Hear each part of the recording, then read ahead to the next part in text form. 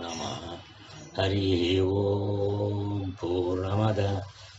पूर्णमिदं पूर्णात् पूर्णमुदच्यते पूर्णस्य पूर्णमादाय पूर्णमेवावशिष्यते। ओम शांति शांति शांति। तो आज 29 तारीख है, 29 मार्च। तो गुरु जी का देहर विद्या का प्रवचन यहाँ तक पढ़ा था। संपूर्ण भूतों से केवल ये शरीर ही नहीं समझते, क्योंकि शरीर को तो इसलिए कहना पड़ता है कि ये प्रत्यक्ष हो रहा है। शरीर सबको प्रत्यक्ष हो रहा है। पृथ्वी, जल, तेज, वायु और ये आकाश, ये 5 भूत भी इसी में है। स्थूल और सूक्ष्म शरीर में इन 5 भूत हैं। तो वेद मंत्र कहता है एतावान अस्य महिमा त्रिपादस्य अमृतम दिवी। उस परमात्मा की इतनी बड़ी महिमा है। अतो ज्यायागंश पुरुषः, पूर्ण परमात्मा को पुरुष कहते हैं। उस पुरुष परमात्मा के एक पाद में ये संपूर्ण भूत है। भूत माने सृष्टि। संपूर्ण भूतों का कारण जो माया है, वो माया भी परमात्मा के एक पाद में है। जैसे महाकाश के एक अंश में बादल है, वैसे परमात्मा के एक अंश में पाद में ये माया है। माया के दशांश में ये संपूर्ण भूत है। तो 3 पाद में तो परमात्मा जैसे का तैसा है। माने कोई माया का भी आवरण नहीं है, तो निर्गुण निराकार स्वरूप है। तो इन संपूर्ण भूतों को मुमुक्षु ऐसे समझे कि ये सब मेरे ही विशुद्ध ज्ञान में है। आत्मैव अहम अस्मि, मैं ब्रह्म ही हूँ, ऐसी भावना मुमुक्षु करता रहे। जब संपूर्ण ब्रह्मांड की आत्मा बने तो तुम्हारे अंदर झूठा राग कहाँ से आएगा, झूठा द्वेष कहाँ से आएगा? तो धर्म अधर्म की उत्पत्ति रुक जाएगी। अब जो पुण्य होगा वो मोक्ष देने वाला पुण्य होगा, शुद्ध पुण्य होगा। बुद्धि शुद्ध होगी तो शुद्ध अंतःकरण में पूर्ण परमात्मा ब्रह्म का अनुभूति होगी। जब तुम इस ब्रह्म भाव में चले गए तो अब तुम्हारी कामना कोई नहीं। जब कामना कोई नहीं तो कामना के द्वारा कर्म भी नहीं। तो दुनिया में सबसे सस्ता और सबसे छोटा कर्म रोने का है। तो रोने का कर्म भी कब होगा? जब कोई निमित्त आएगा। कोई निमित्त नहीं तो कैसे रोओगे? जैसे कोई किसी से पूछो क्यों रो रहे हो, तो कहते हैं पता नहीं। तो सुनने वाला क्या कहेगा? तो स्क्रू ढीला है कहेगा ना। तो रोने के लिए भी ज्ञान चाहिए। हमारा कोई प्रिय चला गया तो चला रो पड़ो, किंतु बिना ज्ञान के रो भी नहीं सकते। तो दुनिया का कौन सा काम है जो बिना ज्ञान का होता है? तो जीने के लिए भी जो धंधा करते हो उसके लिए भी ज्ञान चाहिए, और अपने अंदर आने के लिए तो और अच्छा ज्ञान चाहिए, तीक्ष्ण ज्ञान माने शार्प शुद्ध ज्ञान। तो मुमुक्षु श्रद्धा से चलता रहे। गीता में भगवान कहते हैं श्रद्धावान लभते ज्ञानम। तो जिस मन की वृत्ति में सत्य का ध्यान आवे, मन की वृत्ति जब सत्य का ध्यान होता है ना, तो सत्यम धा माने ध्यानम। तो श्रद्धा का सत्य का ध्यान होता है। देखो मन की वृत्ति में जब सुख का ध्यान होता है, और जो उस सुख को पाने के लिए दुख को शांति से सहन करते हैं, इसी तरह उस सत्य को पाने के लिए जब हमारे मन में वृत्ति जग जाती है तो हम आगे बढ़ने का प्रयत्न करते हैं।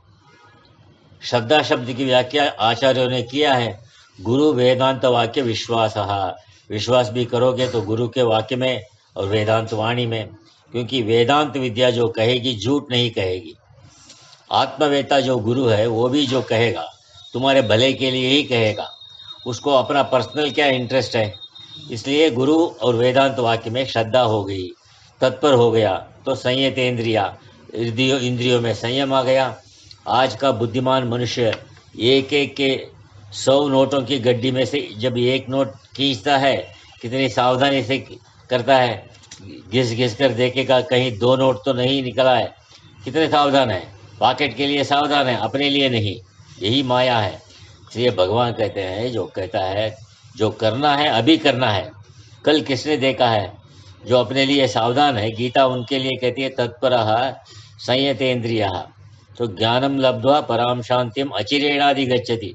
तो गुरु से, शास्त्र से जब इस प्रकार जान पा जाएगा, ज्ञान पा जाओगे, पराशांतिम अचिरेणाधिगच्छति माने मोक्ष रूप पराशांति आ जाएगा तुरंत। तो अचिरेणा माने तत्काल, तत्काल उसी क्षण शांति मिलती है। मुमुक्षु की श्रुति कहती है एतत् सत्यम ब्रह्मपुर, बेटा यही ब्रह्मपुर है। पुर में लोग रहते हैं, ब्रह्म में ही सब रहते हैं। प्रत्यक्ष में समझो, जब तक हमारा ये शरीर आत्मा के करंट में रहेगा तभी तक सब इससे प्यार करेंगे, सब आएंगे, कोई बेटा, कोई भाई, पत्नी, सब आएंगे। तो इसलिए इसका अर्थ क्या निकला कि जड़ प्रकृति को अधिकार नहीं कुछ करने का। उस चेतन के करंट में ये सब कुछ कर सकती है। माता पिता, बेटा बेटी, पति पत्नी, सब बनने का अधिकार शरीर को है, किंतु आत्मा के बिना न बेटा न बेटी, न भाई न बंधु। देखो, चेतन के करंट में ये सब कुछ बनेगा। जिसके करंट में सब कुछ बनेगा वही पहले चाहिए ना। इसलिए श्रद्धाशील मुमुक्षु मन की स्थिति ऐसी बनावे।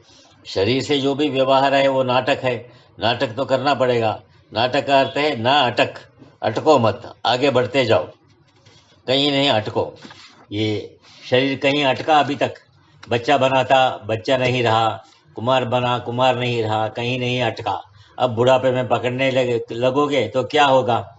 जैसे नदी में बहते हुए कोई घास को पकड़ लेता है, कहीं कोई लता मिल जाएगी तो उसी को पकड़ लेता है, जो पाता है वही पकड़ लेता है, किंतु नदी के तेज लहरों ने खींच लिया उसको। ऐसे ही काल रूपी महानदी की लहरों में हम लोग बहते जा रहे हैं। रात दिन रूपी दो लहरें हैं, उसमें सब बहते जा रहे हैं। रात दिन रूपी दो लहरें में, उसमें सब जब बहते जा रहे हैं। कोई अमृत नहीं करेगा तुमको, इसलिए अपने को ही पकड़ो, दूसरे को नहीं। इसका यह अर्थ नहीं कि किसी का तिरस्कार करो। माँ को माँ समझो, पत्नी को पत्नी समझो, भाई को भाई समझो, और ध्यान उसको रखो। मन सबको दो, किंतु ध्यान ये रखो कि मैं ही इस स्वरूप में पति हूँ, मैं ही इस स्वरूप में पत्नी हूँ।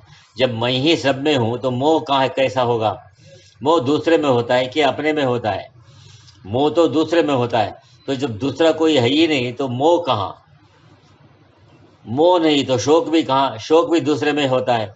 तो अपने स्वरूप में निवृत्ति नहीं, इसलिए शोक भी नहीं। श्रुति कहते हैं तत्र का शोक को मोह का शोक, शोक नहीं आएगा तो मोह भी नहीं। तदेतत् सत्यम ब्रह्मपुर, मंत्र कहता है सत्य है ब्रह्मपुर।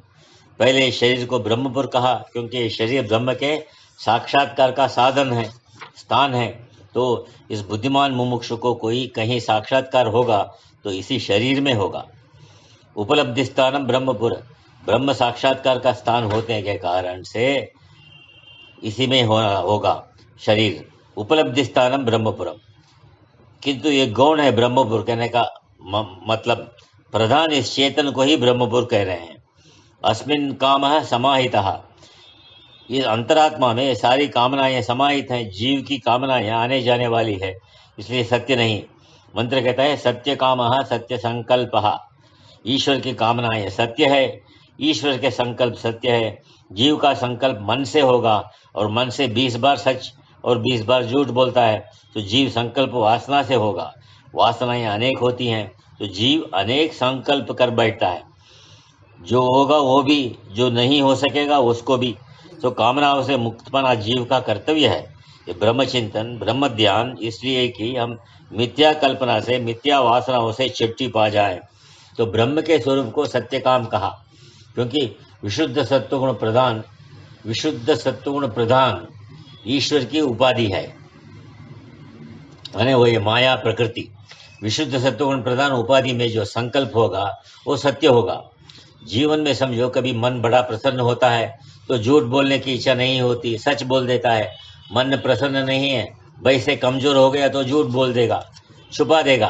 तो उसका अर्थ ये निकला कि सत्वगुण की लहर आ गई तो मन प्रसन्न हो गया, रजोगुण तमोगुण की लहर आ गया तो मूर्खता में फंस गया, तो शोक मोह में फंस गया।